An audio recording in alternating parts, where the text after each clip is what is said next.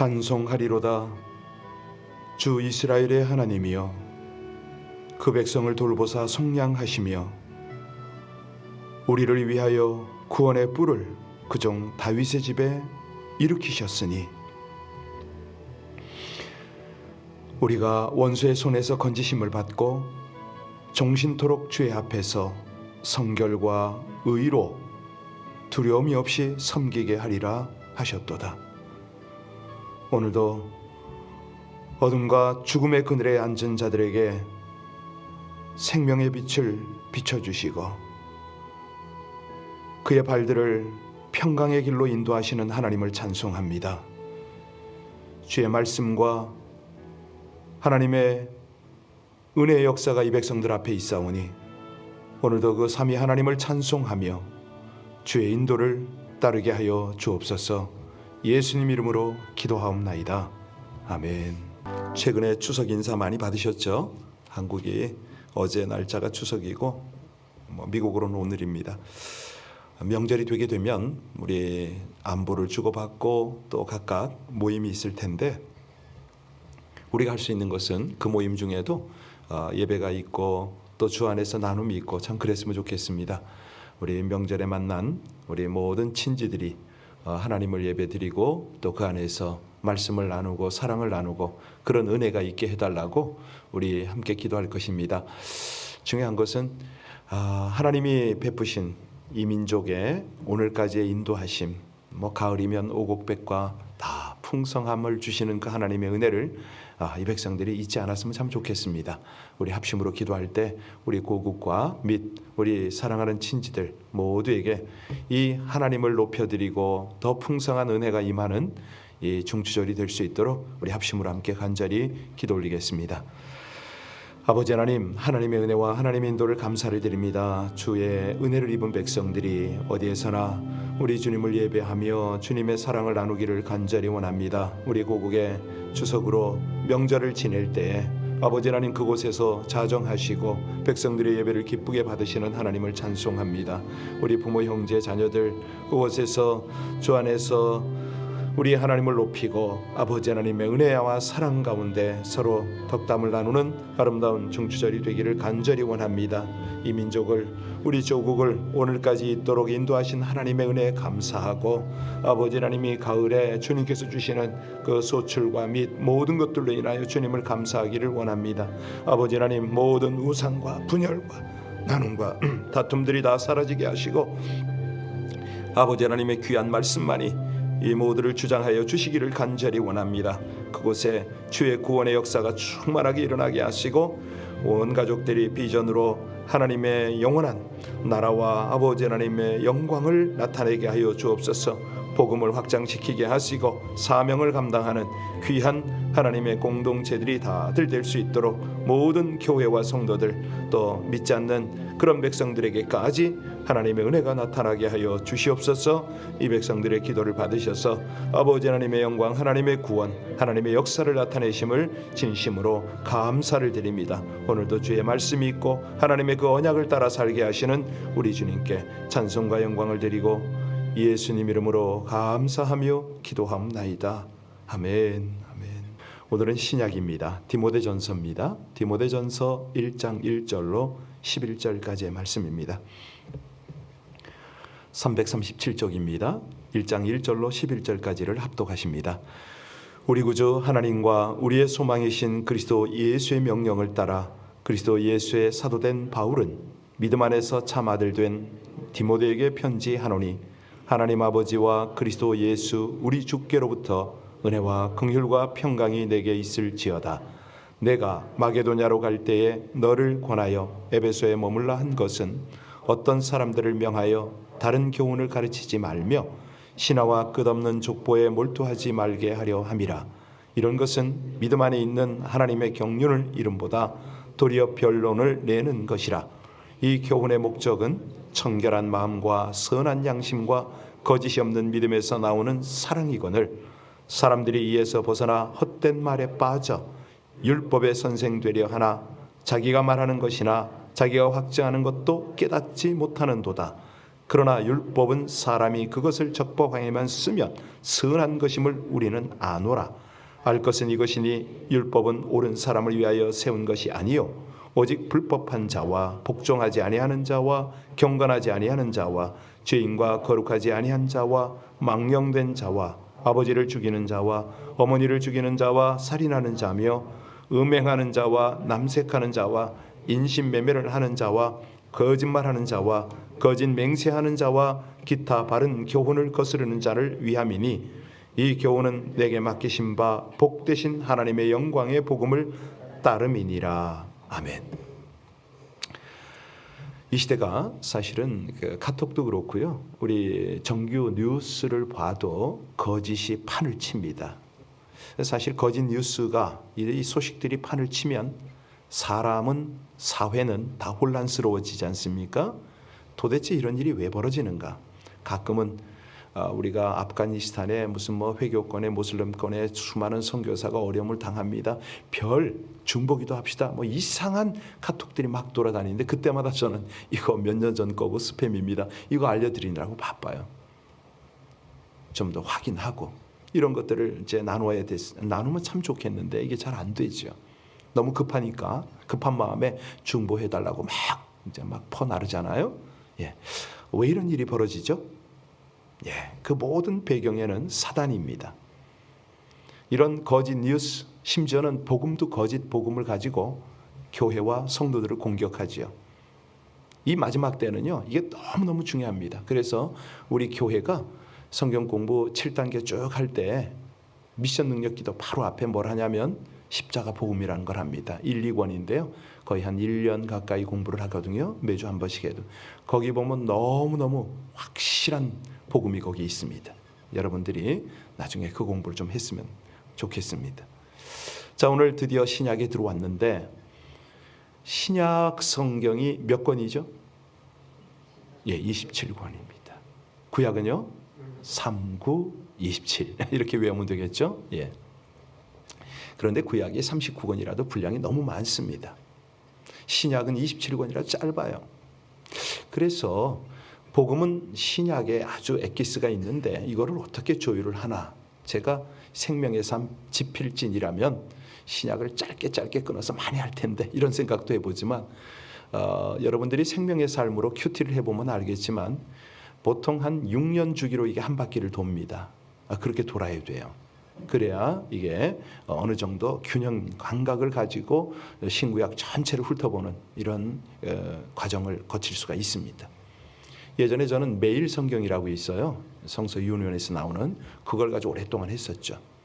그게 생명의 삶보다 조금 더 이 강도가 높습니다. 여하튼 간에 그런 것이 중요한 게 아니라 신약 성경 중에서도 오늘은 디모데 전서인데 사실 이 성경을 누가 기록했다고요? 네, 바울 사도인데 그의 노년입니다. 노년. 다시 말하면 유언과도 같은 내용들을, 그러니까 자신이 그렇게 열심히 사역을 하고 가르치고 선교를 하고 하면서 이제 마지막으로 자신의 모든 인생과 사역과 선교관을 총망라해서 유언과 같은 집필을 한 게 이런 내용들이에요. 그래서 굉장히 중요한 것들이죠.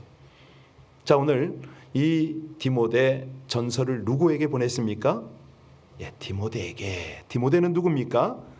예, 소아시아 출신의 젊은 그리스도인입니다. 유대계 어머니와 그리스계 아버지 사이에서 태어났죠. 자, 이 디모데 사도 바울과 어떤 관계죠? 예, 사도 바울이 2차 선교 여행 때에 그의 사역에 동반한 어떤 동역자죠. 그때 발탁이 된 겁니다. 이 디모데가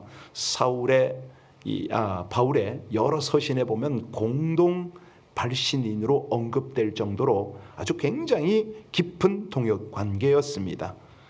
여러분 1절, 2절 다시 한번 볼까요? 가만히 뜻을 생각하면서 읽겠습니다.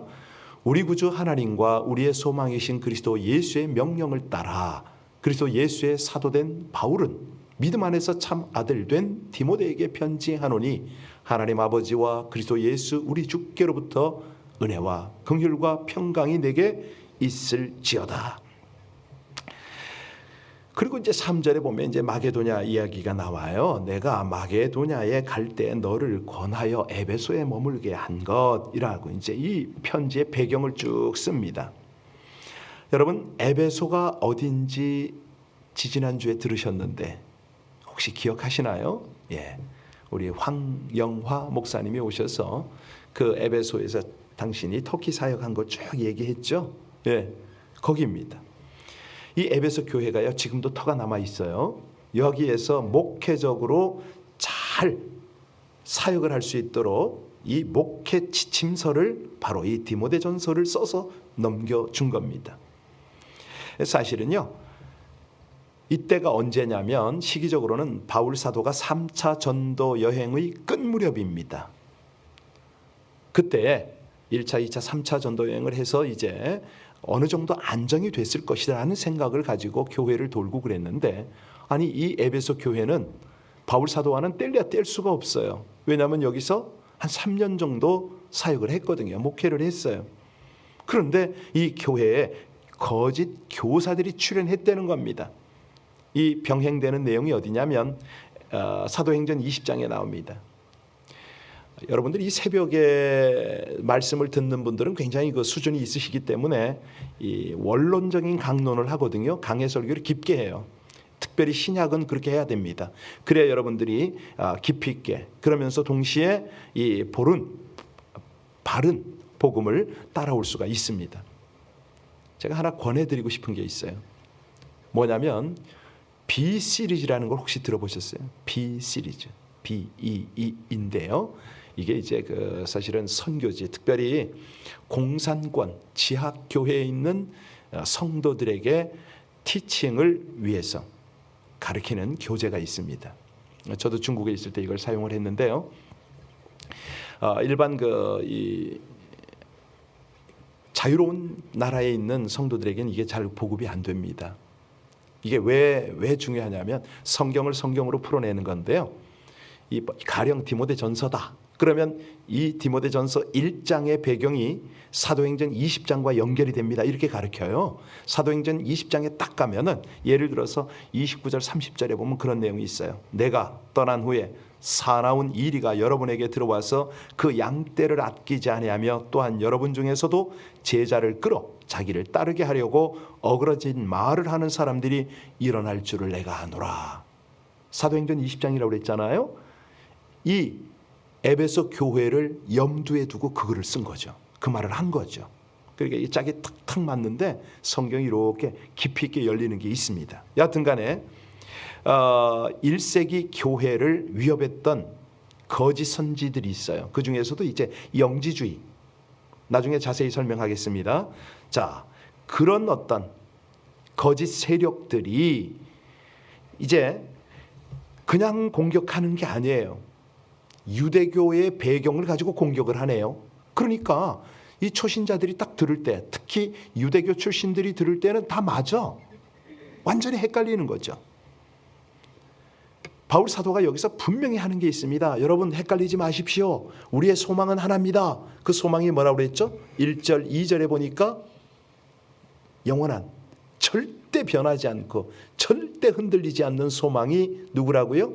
하나님 아버지와 그리스도 예수 우리 주께로부터 은혜와 긍휼과 평강이 있는데 바로 그분이 소망입니다. 1절에 있죠? 우리의 소망, 그리스도 예수, 그분의 명령, 이거를 말하는 겁니다. 왜냐하면 그분은 하나님의 아들이시기 때문에, 언약의 중보자이기 때문에 그렇다는 거죠. 그분이야말로 구원의 문이고 참된 길이고 영원한 완전한 진리고 온전한 생명이기 때문에 그렇다는 거예요. 여러분, 이런 말씀은요, 그 당시뿐만 아니라 오고 오는 모든 세대에도 너무너무 중요한 메시지입니다. 왜 그러냐면 지금 이 사회 보세요. 얼마나 많은 살인사건, 폭행사건, 이런 일이 벌어집니까? 상상치도 못했던 사건, 사고가 벌어집니다.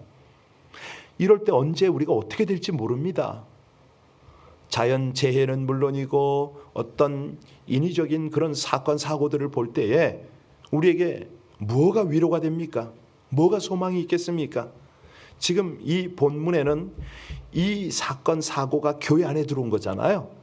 이게 정신적인 영역을 뛰어넘어서 영적인 그런 어떤 험하고 악한 사건 사고들입니다. 그래서 이제 3절 4절 볼까요? 여기 보면 사도 바울이 마게도냐로 갈 때 디모데는 에베소에 머물러 있어야 된다라고 얘기를 합니다. 그 이유가 뭔지 읽겠습니다. 내가 마게도냐로 갈 때 너를 권하여 에베소에 머물러 한 것은 어떤 사람들을 명하여 다른 교훈을 가르치지 말며 신하와 끝없는 족보에 몰두하지 말게 하려 함이라. 이런 것은 믿음 안에 있는 하나님의 경륜을 이름보다 도리어 변론을 내는 것이라. 자, 이 에베소가 어디라고 그랬죠? 오늘날의 터키라고 그랬습니다. 이제 소아시아의 수도예요. 로마 제국에서는 네 번째로 큰 도시였습니다. 이 마게도냐는 바로 그 로마의 점령지로서 북그리스에 해당하는 뭐 그런 지역이 있죠. 자, 내가 마게도냐로 갈 때에 여기에 왜 지금 디모데를 여기에 심어두냐면 거기는요 영지주의와 신화와 어떤 신들의 족보와 구약 성경 인물에 대한 사변적 해석을 얼마나 늘어놓는지 모릅니다.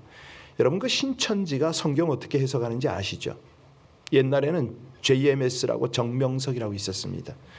그들이 공격하는 대상이 누구냐면 서울대입니다. 고대 연대 정말 똑똑하다는 이 청년들을 공략을 해가지고 희한하게 성경을 풀어내요.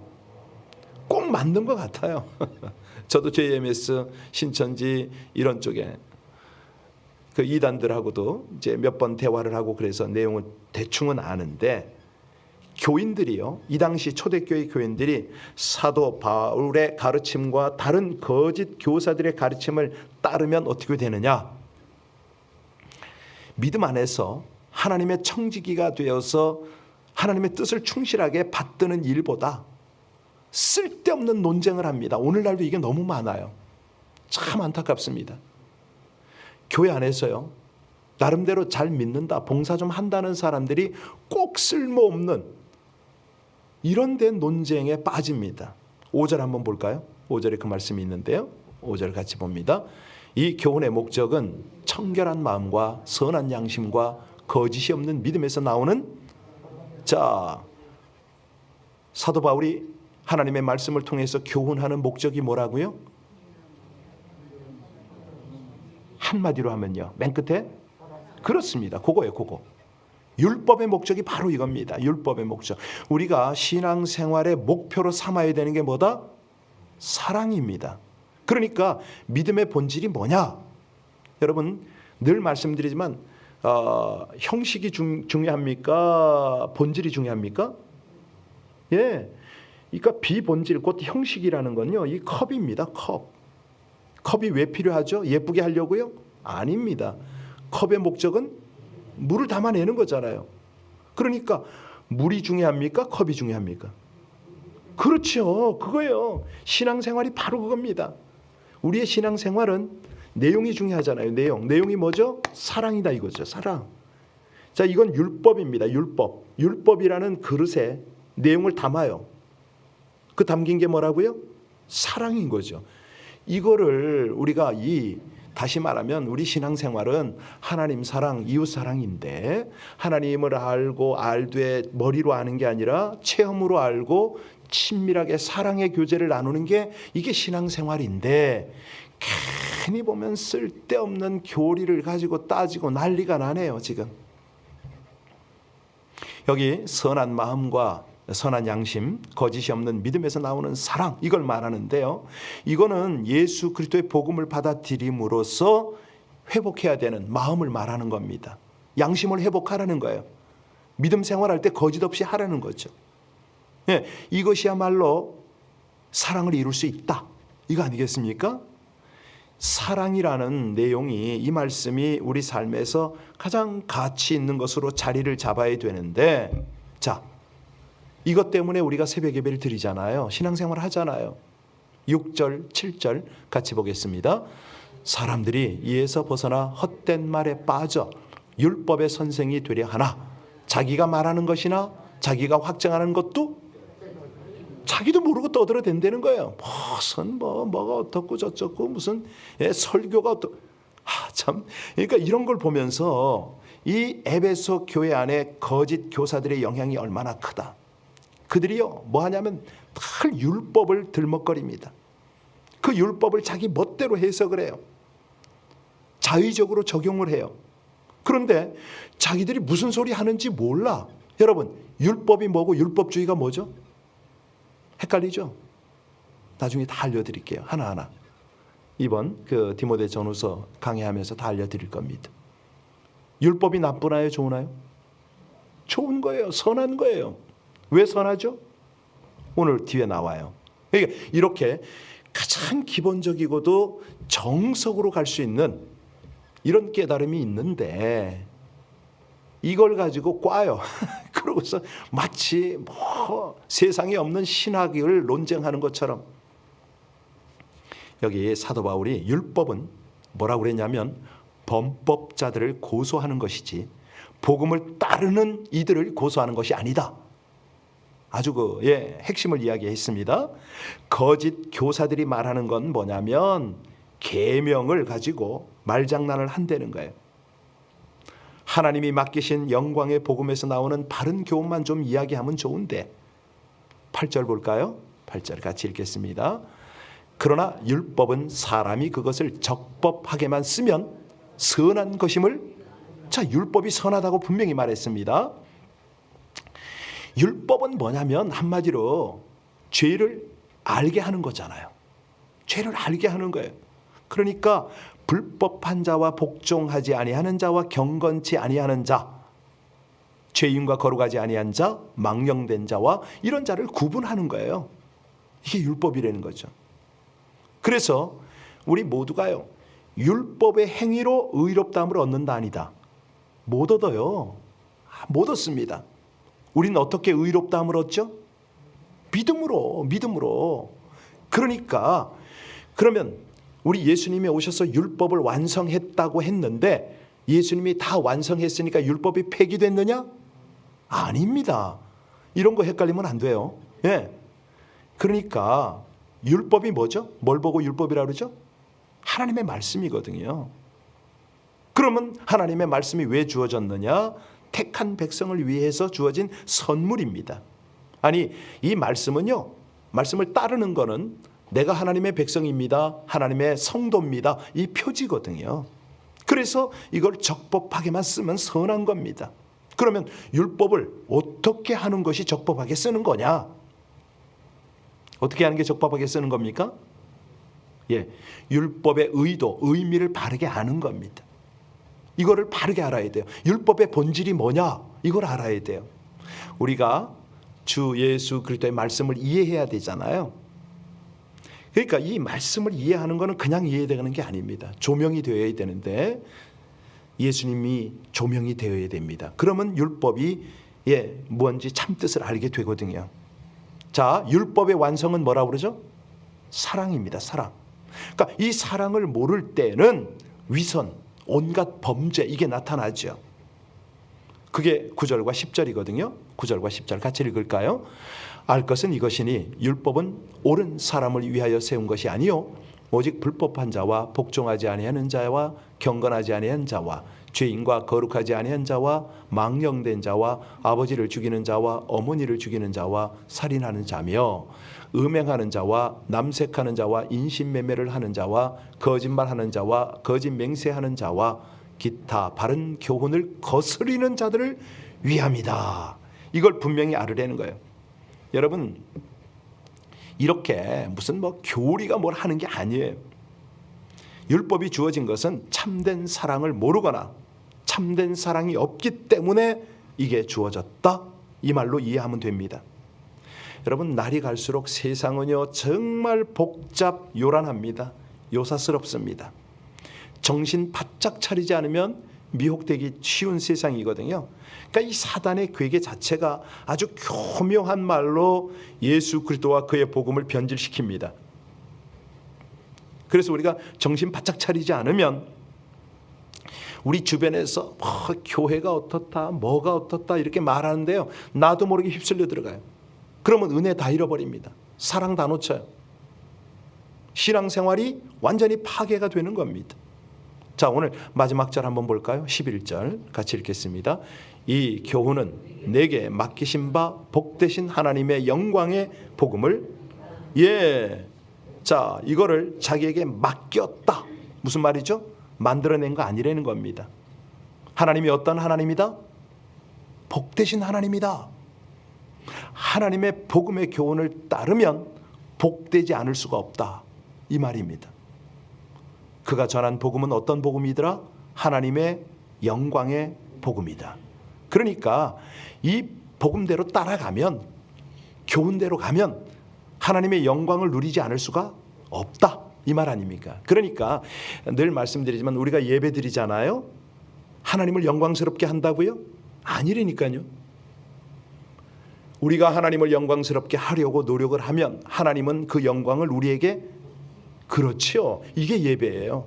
그래서 예배에 우리가 목숨을 걸다시피 몰입을 하는 이유가 뭐냐면 그 영광에 가까이 나가는 거죠. 하나님이 이미 영광을 우리에게 덮는데 그거를 우리가 깨닫는 거예요. 그러려고 예배에 나가는 거죠. 그런데 사람들은 착각을 해요. 내가 이렇게 최선을 다해서 예배를 드리면 하나님이 영광을 받겠지. 아니, 하나님은 돌들로도 영광을 받아요.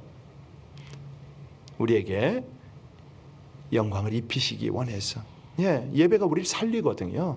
우리 영혼을 새롭게 하잖아요. 그래서요, 우리 교회는 이 복음의, 성경적 복음의 순수성을 가지고 신앙의 전통을 바르게 하려고 애를 쓰는 교회입니다. 늘 말씀드리지만 성경 강해를 그래서 그렇게 열심히 하거든요. 다른 어떤 양념 안 치려고 얼마나 애를 쓰잖아요. 세상은 점점 더 세속적이고 어떤 순간적 지식을 중요하게 여깁니다. 그래서 교회 속에서는 극심한 영적 혼란을 겪고 있습니다. 이럴 때는 우리가 어떻게 하라고요? 영원한 진리에 더욱더 전념을 해야 된다는 거죠. 본질을 놓치면 안 됩니다. 하나님이 왜 이 말씀을 주셨는가? 왜 율법이 필요한가? 또 우리에게 참 구원의 능력은 무엇인가? 여기 아주 가장 기본적인, 우리 알잖아요. 달러를, 가짜 위패를 찾아내기 위해서는 뭘 하죠? 진짜를 가지고, 그걸 가지고 한 달이고 두 달이고 석 달이고 그거를 연구하잖아요. 말로만 복음을 외치고 삶의 열매가 없으면 사탄은 그 틈을 비집고 들어와서 거짓 복음으로 온갖 이설, 감언 이설로 성도와 교회를 공격합니다. 그래서 우리가 하나님 사랑, 영혼 사랑에 딱 포커스하면 그 다음부터는 이 거짓 공격, 거짓 복음에 넉넉히 맞서서 승리하게 될 줄로 믿습니다. 기도하시겠습니다. 세속적이고 순간적인 지식을 중시하는 세상에서 극심한 영적 혼란의 때를 살아가고 있는 이때에 영원한 지식, 영원한 진리에 전념하게 하여 주시옵소서. 거짓 복음으로 사람을 미혹하고 교회를 공격하는 사단의 술책 앞에서 청결한 믿음과 선한 양심으로 서로 뜨겁게 사랑하고 동역하여 사단의 거짓을 분별하고 물리치고 복음을 증거하게 하여 주시옵소서. 죄인들이 회개하고 주께로 돌아오는 복음의 열매를 맺어 거짓 교훈의 공격에 승리하게 하시고 주의 사랑과 성령의 능력이 충만한 공동체로서 부흥의 역사를 이루는 하나님의 영광의 능력을 나타내기를 간절히 원하며 우리 주 예수님 이름으로 기도하옵나이다. 아멘. 이 아침에 먼저 우리 고백 그렇게 드리면 좋겠습니다. 하나님, 이 새벽 예배가 주님을 높여 드리는 줄 알았는데 내 영혼을 지키며 우리 하나님의 은혜를 더 풍성히 누리게 됨을 깨닫습니다. 아버지 하나님의 귀한 말씀이 나를 살리고 은혜의 길로 이끄심을 이 아침에 다시 한번 고백드립니다. 우리 먼저 이 고백을 하나님 앞에 드리고 그리고 하나님이 주시는 기도 제목을 따라서 성령께서 이끄시는 기도 제목을 따라서 깊이 들어가시고요. 혹시라도 기도하다가 잡념이 들면 그 잡념마저도 끌어안고 기도로 들어가시기 바랍니다. 하나님, 제가 이런 생각이 떠오르네요 하고 기도로 또 연결하시기 바랍니다. 우리 기도하십니다. 아버지 하나님, 하나님의 은혜와 하나님의 인도를 감사를 드립니다. 귀하신 아버지 하나님의 은혜와 하나님의 말씀과 아버지 하나님의 그 진리가 우리 영혼을 다시 한번 깨우시고 은혜의 길, 의로운 길, 참으로 영원한 구원의 길로 이끄심을 진실로 감사를 드립니다. 새벽을 허락하신 아버지 하나님 앞에 중심을 들여 기도합니다. 말씀을 주신 우리 아버지 하나님의 은혜가 감사하여 그 말씀을 붙잡고 간절한 마음으로 기도합니다. 우리의 영원한 소망이요, 우리의 영원한 능력이요, 우리의 모든 은혜가 되시는 아버지 하나님, 주의 사랑을 입고 부름을 받은 하나님의 백성들이 주 앞에 더욱 간절함으로 기도합니다. 아버지 하나님, 성령으로 우리의 기도를 주장하여 주셔서 하나님의 거룩한 나라, 하나님의 거룩한 뜻을 구하고 우리 아버지 하나님 앞에 마땅한 중보의 기도를 드리고 하나님과 동역하는 은혜가 있게 하여 주옵소서. 디모데를 통하여 역사하시고 은혜를 베푸시는 아버지 하나님, 저희에게 주님의 은혜가, 하나님의 도우심과 아버지 하나님의 풍성한 은혜가 나타나기를 간절히 원합니다. 할렐루야.